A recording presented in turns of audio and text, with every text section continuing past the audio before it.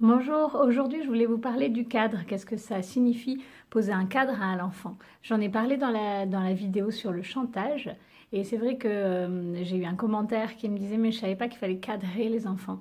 Alors le cadre c'est vraiment une notion que j'utilise dans mon métier de psychomotricienne et qui effectivement n'est pas forcément une notion qu'on utilise dans la vie de tous les jours. Le cadre c'est l'idée de proposer à l'enfant un ensemble de règles, de routines, de choses qu'on fait au quotidien, qui s'enchaînent les unes aux autres, qui lui offrent une sécurité, qui lui permettent de s'y repérer.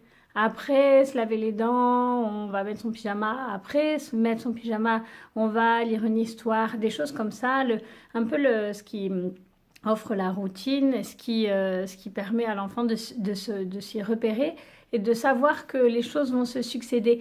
Et ce cadre-là, il va avoir souvent besoin de venir pousser les limites. Est-ce que je peux me coucher plus tard? Est-ce que je peux refuser de manger? Est-ce que je peux ne pas mettre mon manteau?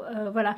Et le fait que ce cadre existe lui permet de venir le repousser. C'est pour ça qu'il faut lui proposer un cadre. Mais le cadre, c'est pas quelque chose d'autoritaire et de fixé de façon arbitraire. En fait, le cadre, c'est la vie. Notre corps humain en lui-même a des limites parce qu'on a besoin de manger, on a besoin de dormir, on a besoin de se reposer, on va à l'école ou on va au travail. Donc, le cadre, c'est pas quelque chose que les parents doivent imposer ou doivent construire. Ou, voilà, il est donné lui-même par la vie quotidienne en quelque sorte.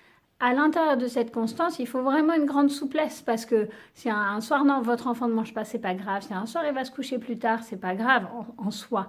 C'est juste que le fait que ça revienne et que ce soit constant, que l'enfant soit pas tout le temps soumis à son propre choix et à son propre désir. Parce que c'est ça qui provoque beaucoup d'angoisse chez l'enfant, c'est quand il se retrouve face à des choix, choisir de manger ou à quelle heure manger ou quoi manger. Alors qu'il n'en est pas encore capable psychiquement et que c'est pas de sa responsabilité. C'est la responsabilité du parent d'offrir à son enfant le cadre des repas, l'horaire des repas, l'horaire où on se couche, à peu près en toute souplesse. Mais c'est pas à l'enfant de choisir ça. C'est vraiment une idée d'offrir un environnement sécure à l'enfant, à l'intérieur duquel l'enfant va pouvoir expérimenter les limites. Et c'est l'idée aussi en tant que parent de prendre sa responsabilité. On est responsable de nos enfants, de l'environnement qu'on leur offre, tout en assurant une souplesse dans l'éducation qu'on leur procure. Voilà, je vous souhaite une bonne semaine à vous, à bientôt.